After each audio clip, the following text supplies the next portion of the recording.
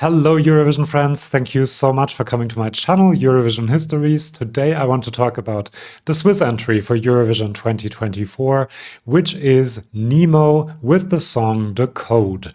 And as Nemo sings in the song, I have also decided to break the code a little bit. Sorry for the pun. Usually, if you're a regular, you know that I rate the different aspects of the song and performance, giving points from 1 to 5. However, I keep running into problems with that a little bit, especially like in this case when we don't have a live performance yet. To talk about the voice and the staging and the performance is a bit difficult sometimes. And also a song like Sora for Spain or maybe even Rim Tim Tagidim, the voice doesn't really matter all that much in performances like that. In a performance like this one, the voice does matter a lot. So what I've kind of thought is I'll talk about similar things, but in every video I can talk about different aspects depending on the song and the performance. And so here you see a list of what I will talk about in this video. I will have an overall rating at the end, and I will also give you my prediction for how Switzerland will do in Eurovision. That part hasn't changed. And then I'll also have your votes and comments from the community tab of my channel. Thank you for that. And if you want to participate in the votes and have your comment maybe featured in one of my videos, you gotta subscribe to the channel. So let's get right to it and talk about the artist first. Nemo is 24 years old, quite young, at least from my perspective, and they are non-binary, and they're of course from Switzerland. And the non-binary part is very important for the song, of course, and we'll talk about that when we talk about the lyrics. However, in the video, you also see that they are a creative force, really. You see the fashion sense, you see the ability also to act with facial expressions. And so I'm really looking forward to the performance as well. And it feels like they have an idea of what kind of an artist they want to be. And for me, that's always very important when I look at Eurovision artists. So let's look at the lyrics because they are really important in this song. And let's see what Nemo sings about. Welcome to the show. Let everybody know I'm done playing the game. I'll break out of the chains. This story is my truth. So here you can already see that the lyrics are apparently talking about their personal story, and they want to break free from the chains. And so something interesting is going on, apparently, and we see that in the next part of the lyrics. I went to hell and back to find myself on track. I broke the code. Whoa. And the code stands for something very particular in this case, somewhere between the zeros and ones.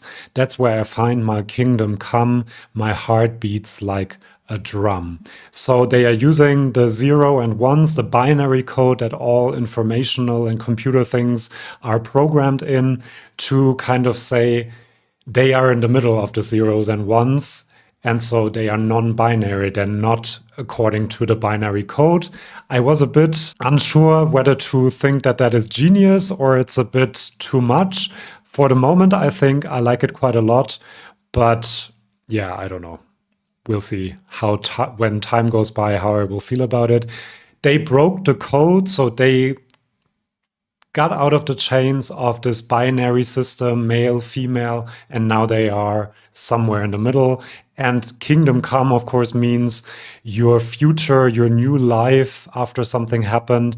And so they are kind of embracing their new self. And that is why I really like the lyrics. The part of the lyrics I like the most, I want to show you here. Let me taste the lows and highs. Let me feel that burning fright. This story is my truth. So they want to live life, fully embrace all the emotions and all the feelings that they have.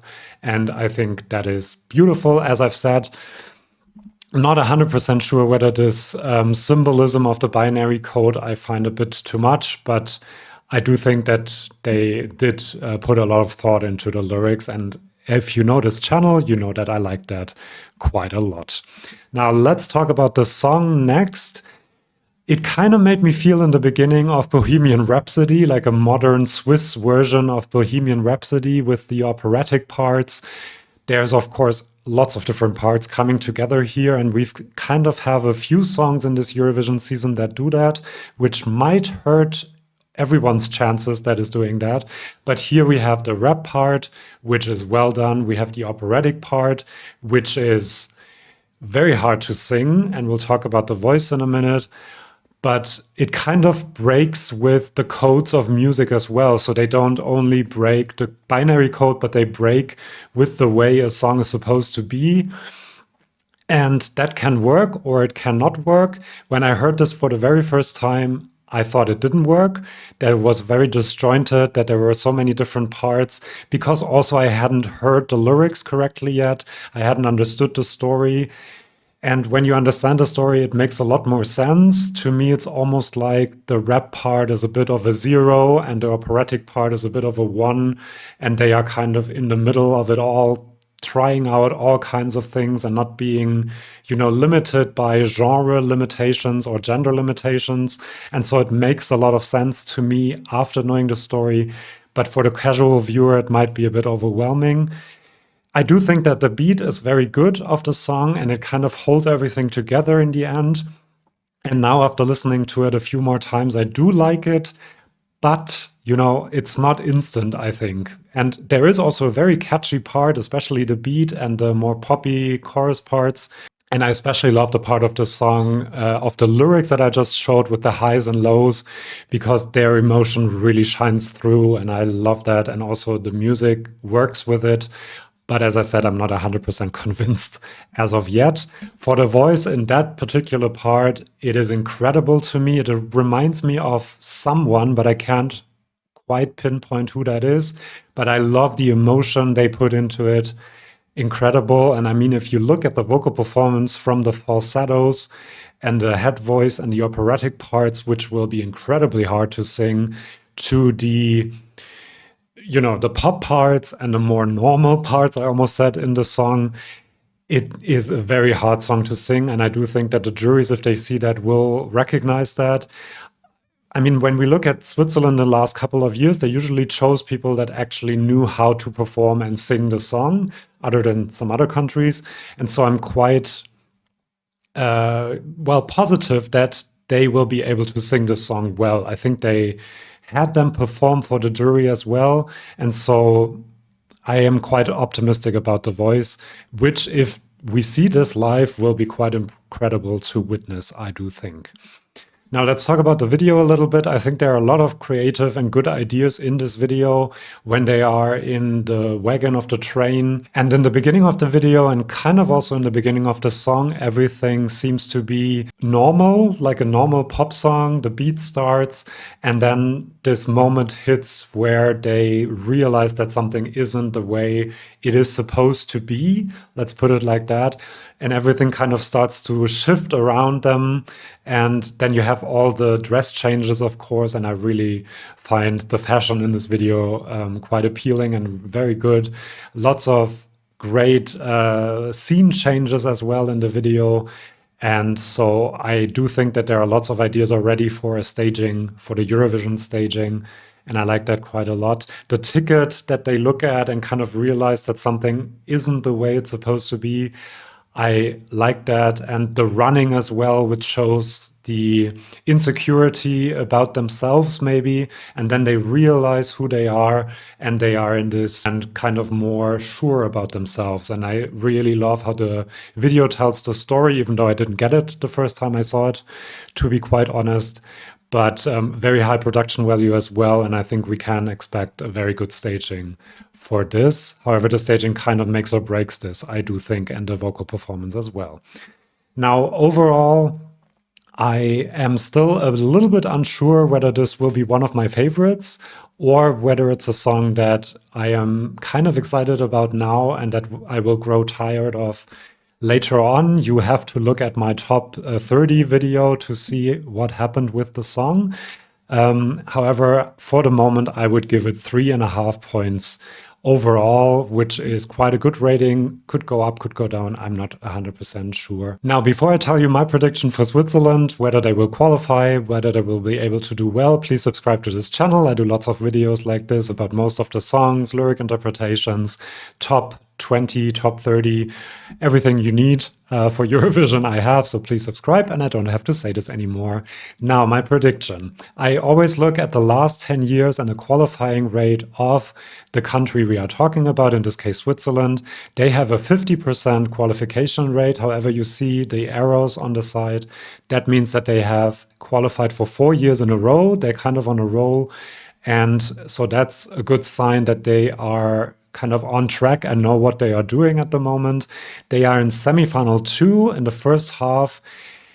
And we have to kind of talk about who will make it. We know that 5 or 6 songs will be out in the semifinal. And I do think that Denmark, Albania, Czechia, and maybe also Latvia might be in a bit of trouble.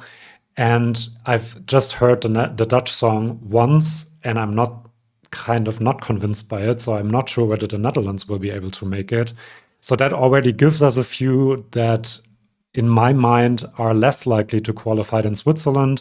And so in the end, I think that Switzerland will be able to qualify for the final if they manage to sing the way they do in the music video, and if the staging is good, of course. But if everything kind of aligns and is streamlined, I do think that they will be able to qualify with this. And my prediction for the final, I'm very unsure about this, to be honest, but I think 7th to 18th, something like this. There's a bit of who the hell is Edgar about this. There's a bit of operatic songs we've heard, and they usually haven't done much better than lower top 10, top 20 kind of. And I kind of expect that for the song, even though I do think that the juries will appreciate this for the vocal performance, if the vocal performance is good, and the televoters for the craziness of it all and the entertainment factor that there is, definitely. Now, before I let you go, I also have your votes. Let me switch it up. From the community tab of my channel, 26% gave this 5 stars, 37% 4 stars. The majority, 25% 3 stars, 9% 2 stars, and 4% 1 star. So it seems like you like the song a little bit more than I do at this very moment. However, I also have some comments from the community tab of my channel. Kevin Sika says, I personally love it. The artistry and originality of them is clear.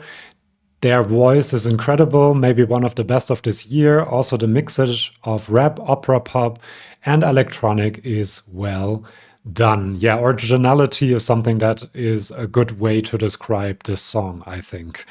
Then Torge Holmquist says it's insanely creative. Also a good way to describe it. There are some flavors of Luke Black and Sam Ryder there. It's also really accessible. That broke the code. Ooh, reminds me of Tattoo. I feel like most people will like this, with some people aggressively pushing for it to win. I don't see the comparison with Tattoo yet, but I do think that that part of the song is the catchiest part of it. Then Eurovision Club TV says different and creative, but does it make it good for a casual listener? That's a question. And that's a question I also have, because, as I said, the first time I heard it and saw the video, I wasn't convinced that much. Then Amy Larian says, mixed feelings, good voice, quite original, but it didn't catch me. Maybe it will grow on me. A lot will depend on the staging and their energy performing, as it can easily turn into yet another lacklusting Swiss ballad. I don't think this can turn into a ballad, I'm sorry. There are too many aspects to this that don't make it a ballad. But I guess what they mean is a bit uninteresting, maybe. But I don't think that will happen. Then Alter Ego says it's interesting, very complex, and vocally demanding. That is very true. I think the live rendition could actually make it or break it. Yeah, I agree with that.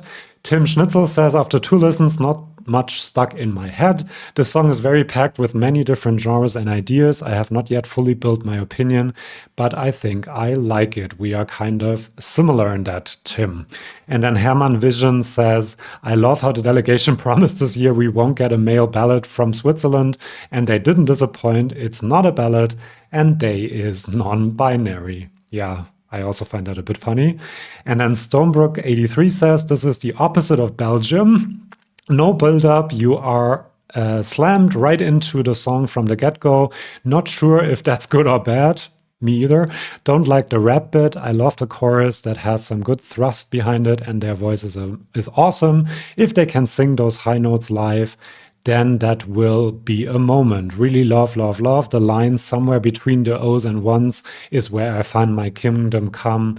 That immediately clarifies the message of the song in case anybody was still wondering. Yeah, I agree. I think that's a good comment to end the video with. Thank you for watching. Please subscribe if you want more videos like this one. And I'll see you for my next one. See you then, and bye-bye.